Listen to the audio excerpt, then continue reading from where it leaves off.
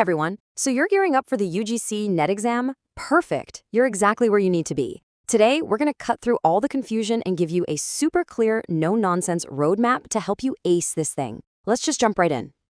Look, I get it. This exam can feel absolutely massive, right? It's totally normal to feel overwhelmed. You've got a mountain of books, a million different opinions online. It's like, where on earth do you even start? Well, you start right here. We're going to break this whole thing down into simple, easy-to-follow steps.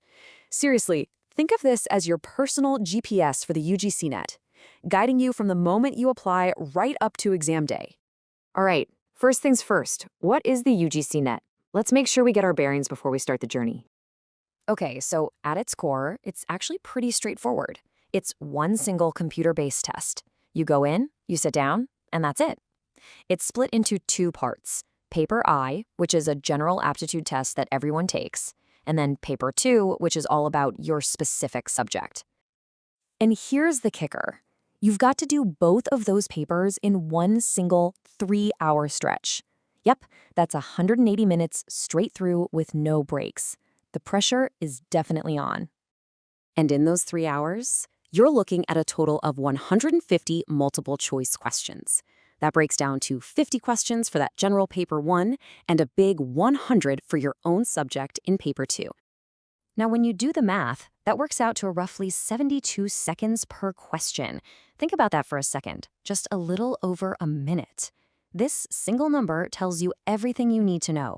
This exam isn't just about what you know, it's a race against the clock. It's all about speed and accuracy.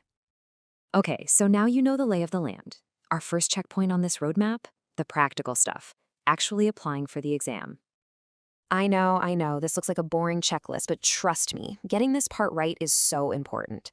First up, you have to download and read the official bulletin. It's the rulebook. Then just double check that you're eligible. Get your documents ready to go. Your photo, your signature, all that stuff. Then you can hop online and apply through the NTA portal. And finally, when the time comes, download that admit card. Just take it one step at a time and you'll be totally fine. All right, you're registered. Now, the temptation is to just grab the nearest textbook and start cramming, right? Nope, hold on. The first week is not about studying. It's about building a smart game plan. So here's exactly what you're going to do in that first week. First, download the syllabi for both papers. And I mean actually read them.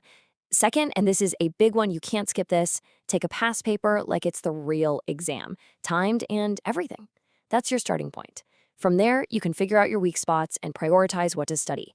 And last, just get your study materials together. A couple of good books, past papers, that's all you need to start. With that solid plan in place, now we start the real journey. But here's the thing, everyone's path is going to look a little different depending on how much time you have. So you've got to choose your path. Are you running a sprint or a marathon? The 6-month plan is an all-out sprint. It's awesome if you've already got a good grasp of your subject and you can really dedicate a lot of time to it. The 12-month plan? That's the steady marathon. It's perfect if you're working or if you're building your knowledge from the ground up. You've got to be honest with yourself here. What does your life and your current knowledge level allow for?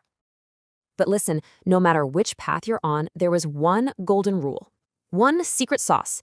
You cannot, I repeat, you cannot pass this exam by just passively reading books. It just doesn't work. You have to be actively solving problems, doing mock questions, and really digging into why you got something wrong. That's where the real learning happens. So how should you split your time each day? Here's a solid rule of thumb. Paper 2, your main subject, that's the big one, it needs about 70% of your attention. But, and this is a huge but, do not sleep on Paper 1.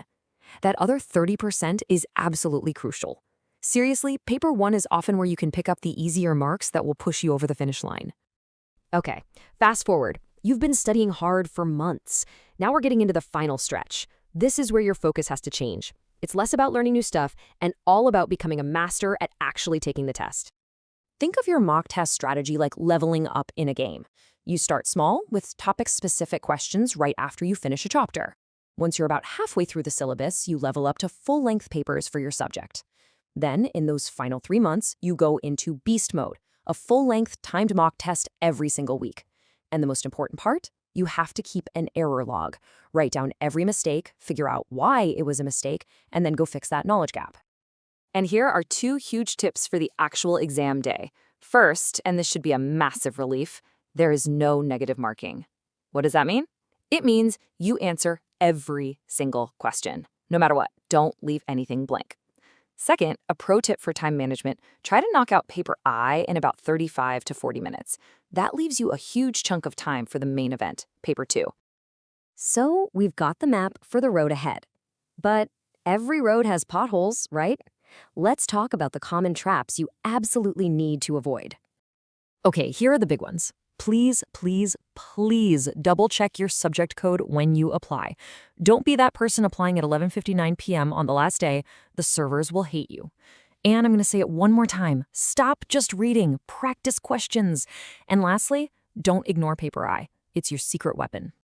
All right, let's wrap this all up with a clear, simple action plan. This is your 7-day challenge to kickstart your preparation. Ready? Download the bulletin. Download the syllabi. Get your documents scanned. Take one timed past paper and get registered. That's it. 5 simple steps to get the ball rolling right now. So there you have it, the entire roadmap from A to Z. The path is clear. All that's left is for you to start walking. So I'll ask you, what's your first step going to be?